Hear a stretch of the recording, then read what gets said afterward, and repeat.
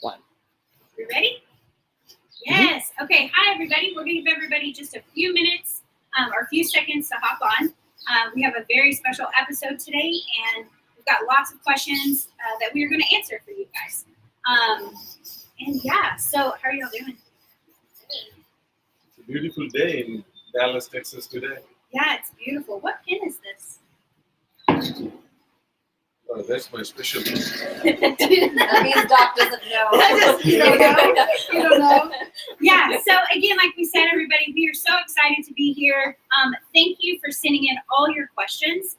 We're going to try to answer every single question today. If we don't get to it, just make sure you just look in the comments. We'll definitely tag you and we'll definitely answer it for you. But today we have a special guest. As you can see, this beautiful woman on the left side of Doc. Doc, do you want to give an intro? No, I think you do a great job. You want me to do it? Yeah. Okay, so this is Nikki. Nikki Sangani. This is Doc's other daughter.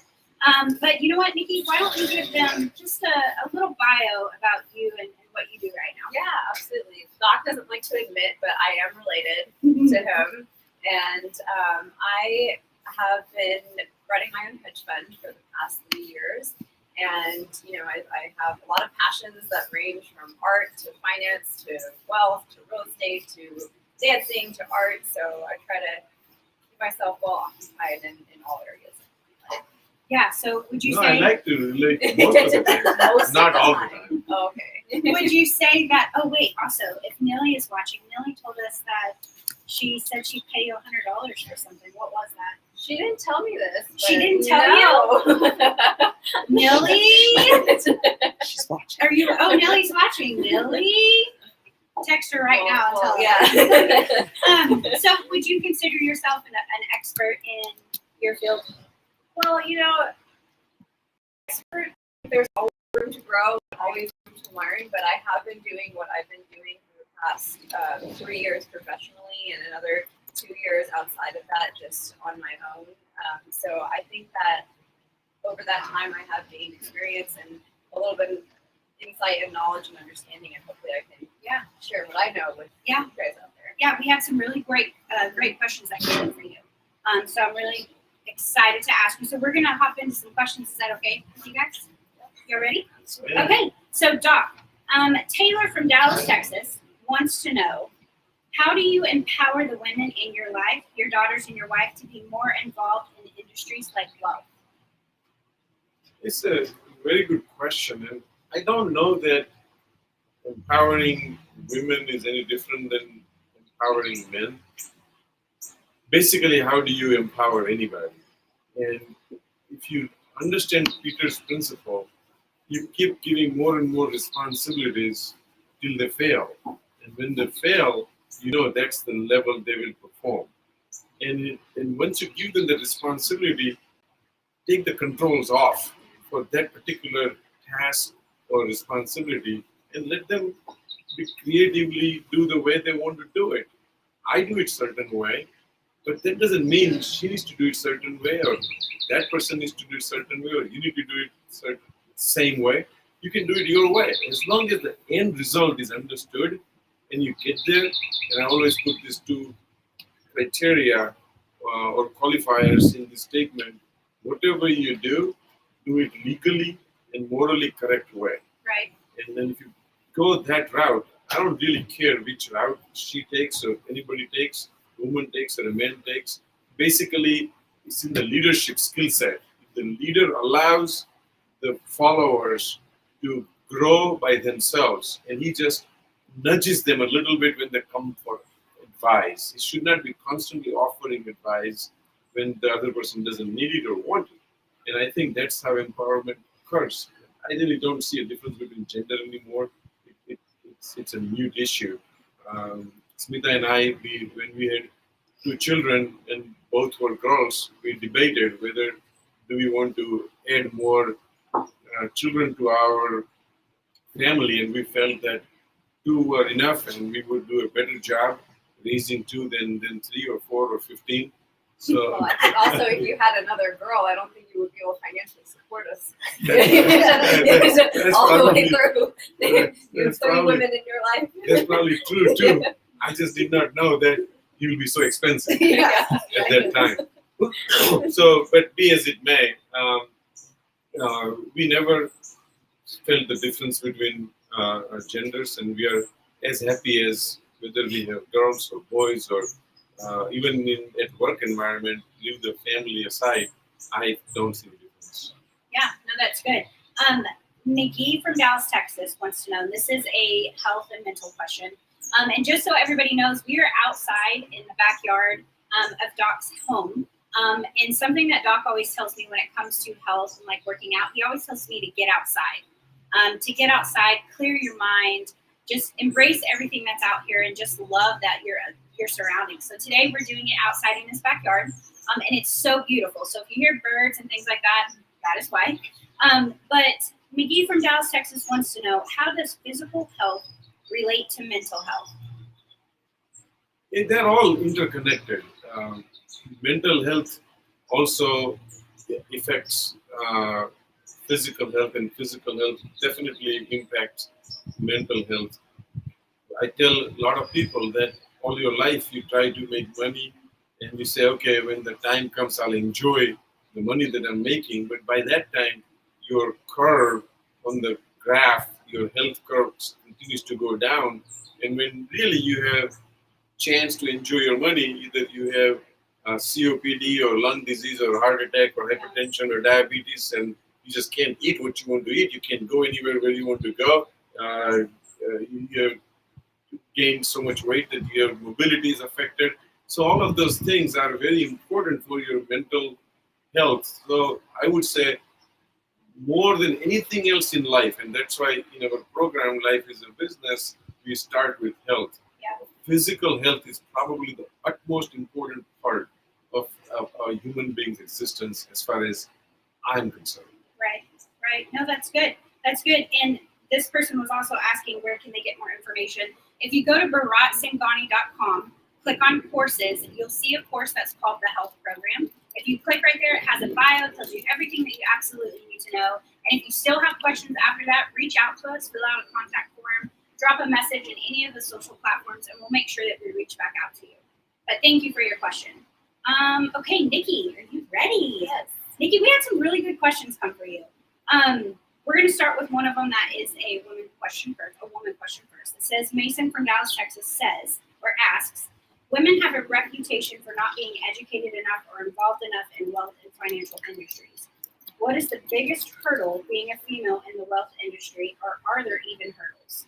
So this is a great question, Mason. I think that, personally, just speaking from experience, I can often be judged on my appearance, just if I'm young or as a woman. But, I think at the end of the day, the thing that's going to matter the most is knowledge on the subject matter. Can you, whatever you're explaining, if you're in the wealth field, if you're selling an investment, if you're in the finance field and you're presenting a presentation to your bosses, if you're running a hedge fund and you're talking about your line of work, as long as you can speak with the utmost knowledge and utmost detail as well as simplicity into what you're saying, and then as well as being able to just show that you have performance, that's going to speak. Numbers don't lie, and at the end of the day, whatever you do, as long as you can show that you're successful at it and that you're succeeding at what you do, I think that sort of overcomes any first impressions, any of the hurdles that we actually deal with. Because at the end of the day, no one can actually argue with your performance. Nobody can take your performance away. That's good. No, that's good. I'm going to ask you another one, but beforehand, Gianna Lopez is on right now. She said, Doc, I have missed my encore team, so she said hi. And then at Darcy on IG says, great point, could not agree more. So guys, thank you so much for just joining us and talking to us through it. Let's see. Kathleen from Florida wants to know, what should you do if you're looking to invest in stocks/real estate but don't know where to start? So this is also a really good question, and I would actually take that one step back and say, if you want to invest, let's start with the three things that you need. You need money, you need time, and you need opportunity to actually study your investments and understand what you're investing into. And if you don't have all of these three things, then I don't recommend actively managing an investment. I would say either find someone you trust to manage your money, or, you know, as Doc or even Warren Buffett says, just put your money into the stock market and let it ride for 10, 20 years, and you'll probably end up doing better than a lot of active money managers. But if you do have those three things, then you need to start looking at how much money do you actually have to invest. And that's sort of where things can get tiered out. If you have, I would say, less than 10K to invest, then look at the Forex markets, because there are Forex traders, brokerage services out there where you can open an account for $100 and you can do very small trades and you can get your feet wet with technical trading and understanding Forex markets there. If you're between 10 to 150K, public markets are probably a good place for you to invest in derivatives and securities and invest through there. And anywhere over 150K, you can either pick one product or diversify amongst a number of products within real estate or Forex or public markets. And then the second part of that is you really need to understand what you're investing in. You need to be able to do your research. You need to be able to read, and just that's always your first line of defense. Is just the age that we live in. There's just so much wealth of access of knowledge and information out there.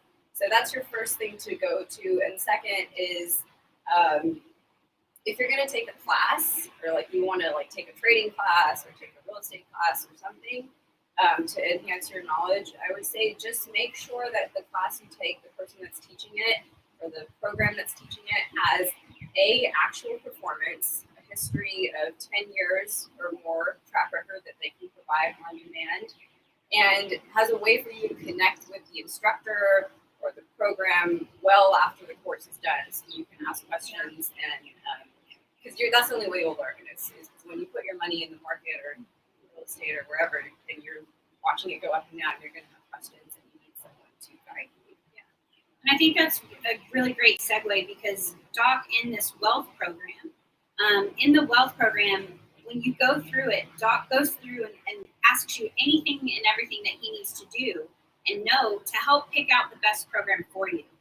We tell everybody all the time, this program is every single person has their own unique program to follow. And regarding the wealth part, Doc, and you can speak to this, but what he'll do is he'll ask you these questions, have you send in these things, and then he gives you and prepares you a customized plan based on what your goals are and how to get there. And then not only that, but what Nikki was just saying, the most important part is to have that partner at the very end of it continue to stay there. And the best thing about this program is that this partnership with Doc and Life as a Business, it's not one just to quit at the very end of it. It's a partnership that lasts forever as long as you want it. That's what makes this program so, so special. Did you want to hit on anything on that? Or? No. I mean, this is, both of you are saying the right things. Don't take wealth as a joke. I always tell people that in this culture that we have created, making money has become top priority. Health has become secondary issue, and tertiary issue has become finding the partner and maintaining the money that what you have created and preserving it. And people miss out that those third tier things are equally important, and they should get the same preference as the first tier. If you spend so much time and go to school for 20 years, 23 years, 25 years, depending upon which kind of profession you've chosen, and then you just want to next day start investing in Robinhood, that doesn't work. Right. You really need to be efficient in it and learn, give time. You just want to start dating tomorrow and then get married day after tomorrow. Right. It just doesn't work. It all requires a lot of preparation and proper business plan, I say. Because I always say life is a business and business is life. Right. Everything has to be a proper planning. Yeah, and an important piece that Nikki also that you hit on was the education piece. You need to educate yourself in these things. One of my teammates and I have been talking back and forth, and we don't understand what we're investing in. So how can we tell our person what to invest in, and if they tell us what's best, how do we know that's what's best? Right. So that education piece is really, really important. Okay, Doc, we're gonna hop back over to you. Kyle from Dallas, Texas says, how often should I be going to the doctor for regular checkups, such as heart, overall health, or blood work?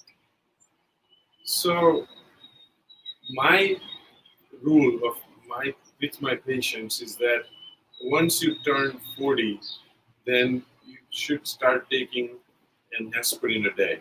And there's a debate whether you should take 325 milligrams or 81 milligrams. I think both work just fine.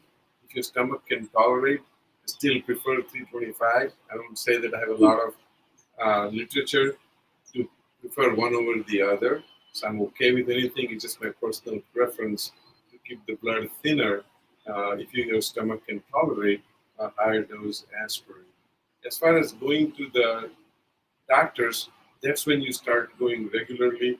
And there are numerous society recommendations, especially for women, for mammography, for men, prostate, for heart stress test, ultrasound, and colonoscopy for both genders.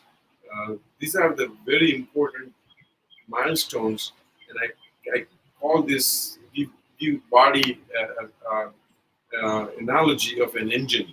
When you buy a new car, initially you really don't need to do much, and that's when we are childhood and then adolescence, and then once you get to adulthood, and then after a few months, few years, you don't put the oil right, if you don't put enough air, and if you don't take care of your exterior of the car, things start falling apart. Yeah. And that's when everything starts around 40. So your glasses start coming, you can't see, read properly, you start putting stuff in front of you, and we ignore all these facts, and we shouldn't. Pap smear is very important for women. So those kind of things, all of these things to come around this age. So that's what you talk to your doctor and say, okay, these are the milestones I heard about on this program. When do I get all this tests done? As far as the blood test goes, I personally feel that even if you are below 40, you should probably get your blood test checked almost every 5 years minimum, just to make sure that nothing is gone out of whack. Especially if there are any bodily changes, if you don't feel good, then more often. And then after 50, after 40, I prefer to do it once every 2 years if there is no disease, and probably yearly if there is a disease pattern that is established in your physical being. Yeah, so that's really, really good. And while you were talking, Lynn, who's from California, said, do you make house visits?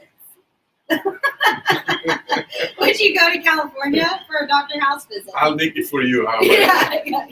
So that's good. And then, Doc, just to piggyback on that before I hop back over to Nikki, what would you say to a person that says, I don't go to the doctor, I don't want to know if anything's wrong with me, like I feel perfectly fine, there's no need for me to go to a doctor, why do I need to do any of these things? So that is the whole concept of preventive medication, preventive medicine comes in play. And yesterday I was just listening to one of the radical thinker, and the radical thinker was saying, I don't know why I'm paying a doctor to cure somebody. I should just pay the doctor a fixed fee, and that fee is related to how many times person doesn't visit the doctor. And that will increase awareness of the physical fitness in the entire community. Take aside the extreme part of the radical thinking, but I do believe that preventive medicine is what is going to prevent. The person is asking the question doesn't recognize, and that's my job to make you recognize the number of breast cancers we have found, number of prostate cancers we have found, number of lung cancers we have found, number of diabetes we have found, number of hypertension we have found, number of heart disease we have found, number of high cholesterol people we have found. This is all found before they had symptoms.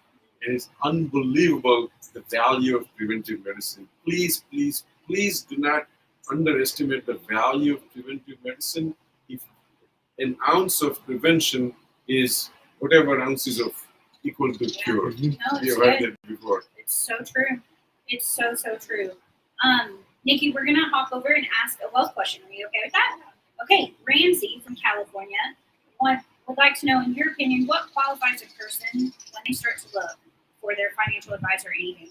What qualifies a person to be able to advise on financial wealth? Yeah, no, this is also a great question. And I mean, the old saying is lead by example, right? So look at your financial advisor, look at the person that you're taking advice from. Like, are they doing well financially? Is their company doing well? If they're a professional financial advisor, do they have the basic checks like their series licenses that have qualified them to raise money? Do their investors or their clients, have they performed well in the past? Do they have repeat investors and clients, or do they have a high retention rate for their services? And then also, one of the biggest things is references. Ask their clients or ask people that they do business with, and you'll get a very clear picture of how that person operates and what they do. But it comes down to performance. I mean, look at the most recent example I can think of is Bill Huang from this Archego investment. I mean, he has had a lot of success. He grew a $200 million fund into a $20 billion fund, but he also ran 2 multi-billion-dollar funds into the ground, and he has had settlements with insider trading. So, ask yourself, is this someone that's qualified to advise me on my financial wealth? Yeah, and I think I think they get nervous. I think it's like, yes, you're taking care of our money, but we get nervous sometimes asking all of those things. Yeah, and I think for some reason, there's this intimidation that financial wealth people have that, they're experts and they know what they're doing, but it's your money. So you're entitled to ask whatever questions you want. You're entitled to say, give me references. You're entitled to say, let me do my due diligence. Because, at the end of the day, no matter what financial advisor you go with, they will not give you a personal guarantee that your money is safe. So that's your if they do, yeah. That's also suspect if they do that. So it definitely falls on you to take ownership of that, and don't be scared to challenge or ask questions. Yeah. But at the same time, you are going to them for a reason. So to trust that. To listen to their advice is find balance.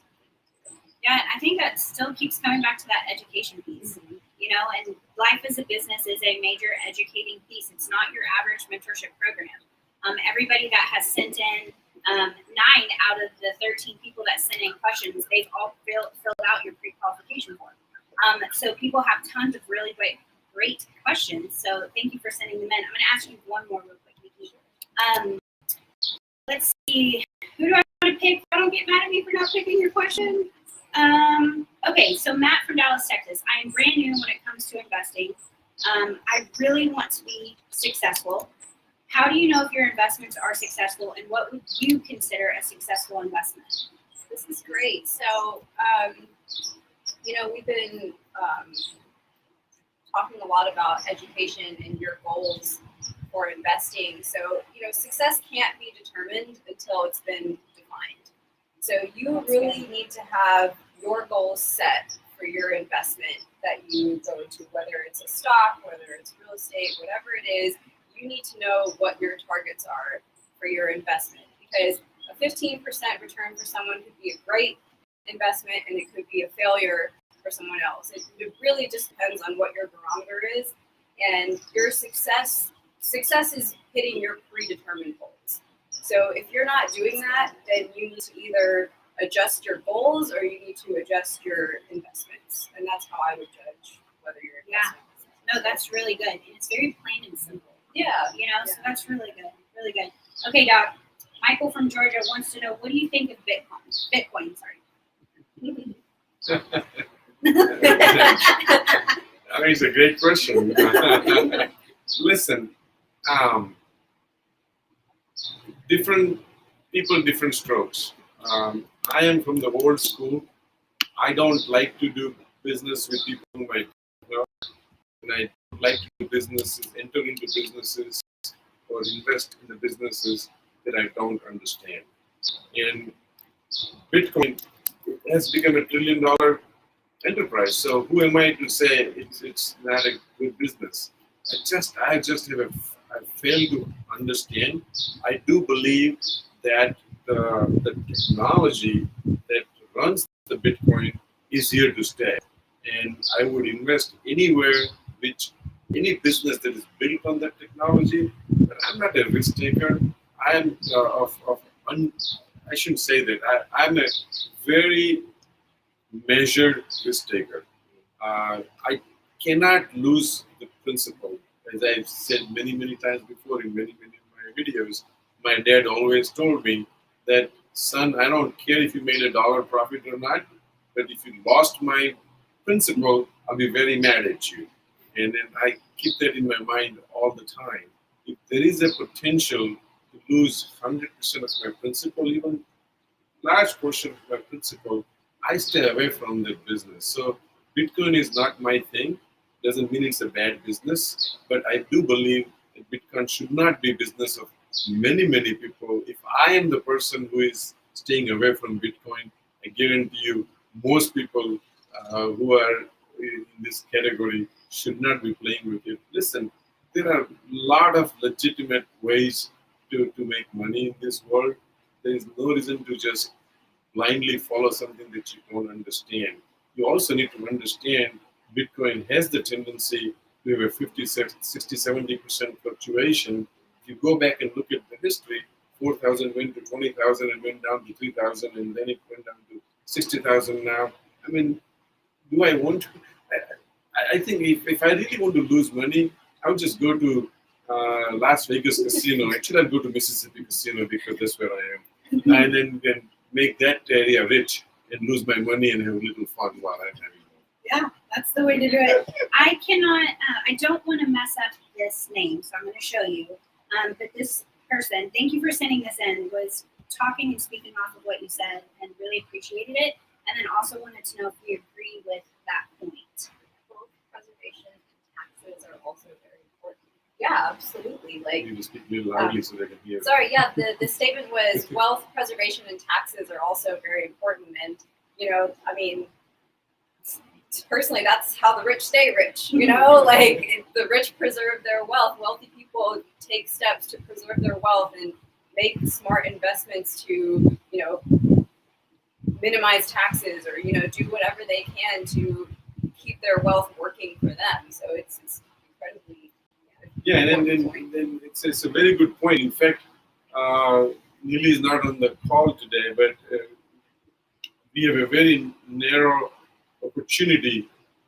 If you have any significant capital gains, whether it's a stock gain or real estate gain or any kind of capital gain, till June 30, there is a way you can invest in the fund that Neely is going to float and not pay taxes on that dollars for 55 months. And then whatever money you invest, you don't have to pay taxes ever if you keep that in that vehicle for 10 years. But the window is very narrow.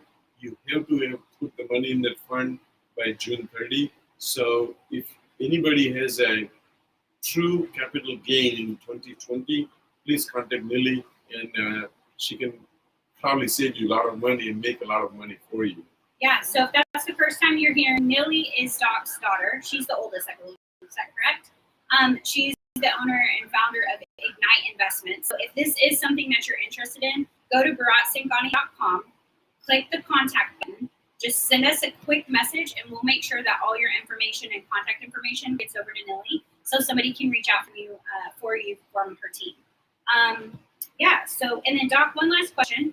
I didn't get to ask all of these, so I apologize for all the viewers. But really quickly, Andrew from Dallas, Texas says, everyone says time heals all wounds. But is this true for all instances? And is that time ever up? These are all great sayings, but all sayings has qualifiers, right? It's really not time that is healing the wounds. It is you and how you perceive.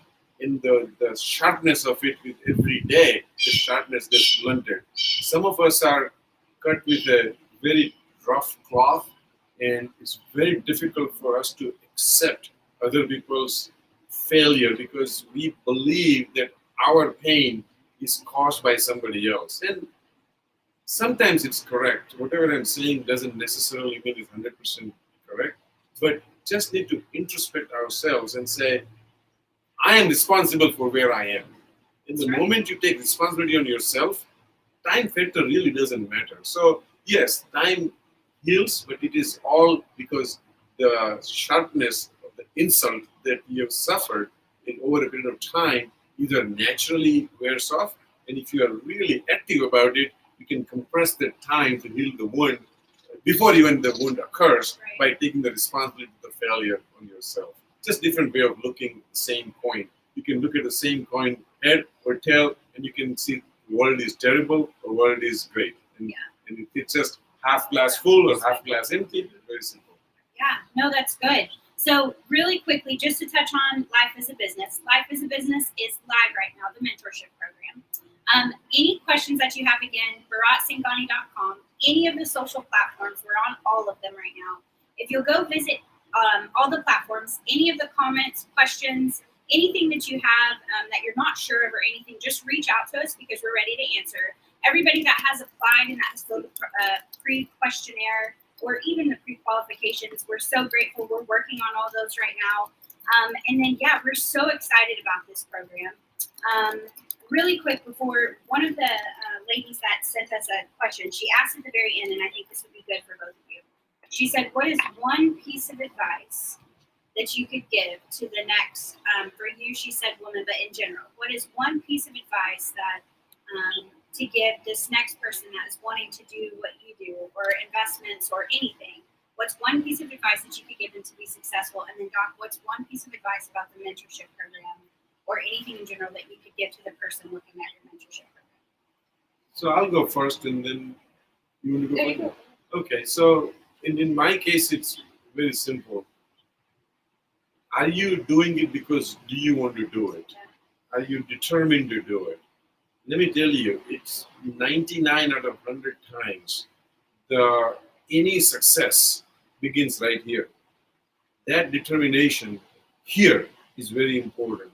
And the rest 1% is environment. I will be responsible for environment. I will provide you that 1% that most people cannot get that environment. But I cannot provide you the 99% that you need to bring to the table. And that's your determination. If you are determined, and if you want to be an Olympic champion, are you willing to make the sacrifices an Olympic champion makes? I still remember Tiger Woods. Of course, he had lots of other problems, but let's concentrate on the positive side of him. Most of the time when he won Masters, when he got the green jacket, you know what he did? And I couldn't believe it when I heard this. He would back on the golf course and start hitting the balls to maintain his sharpness. That's called dedication.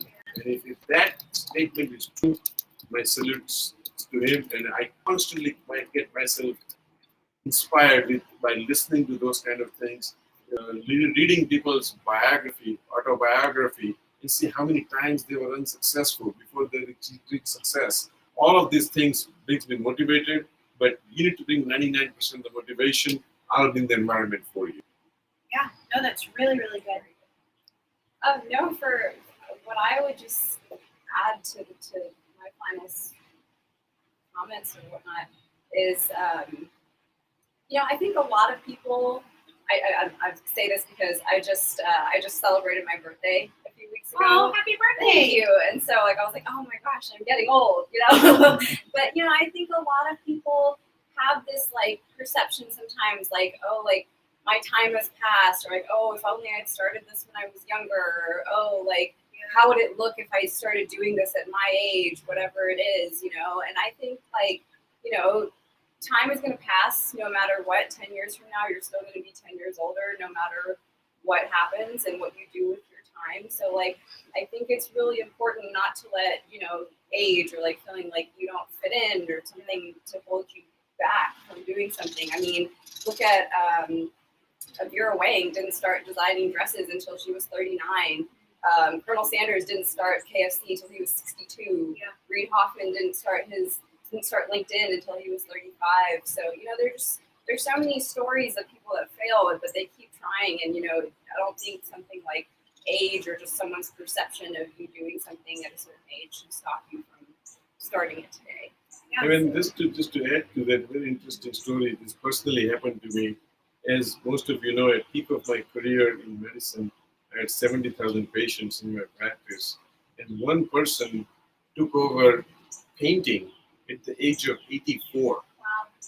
84, he started to learn painting, and he drew a portrait of me when he learned that. I still have saved that portrait. And it's such a great motivation for me when I see somebody accomplish certain things at that age. So if you think you're old, I would feel terrible about it. I'm not saying that I am, but sometimes like I do think, and so that's the advice. Yeah, no, it's good. It's good. It's never too late to start, and you just have to start. Yeah. I think the biggest lesson from the show, the thing that keeps standing out today, is educate yourself, do your research, know what you're getting into before you start anything. I think a lot of people just dive in head first all the time. Like Nikki was saying, it's really important. Doc's been talking about educating yourself, taking care of yourself to prevent, and that's what this program is all about. If you go to BharatSangani.com, if you click on courses, you will see that there's Health, Wealth, and Wisdom, or the 12-month course. And just click on any of those to see any more information about all of those courses. If it's one that interests you, all you have to do is click apply, put all your information in, send it over to us, and we'll get right on it to see if you are qualified for the program.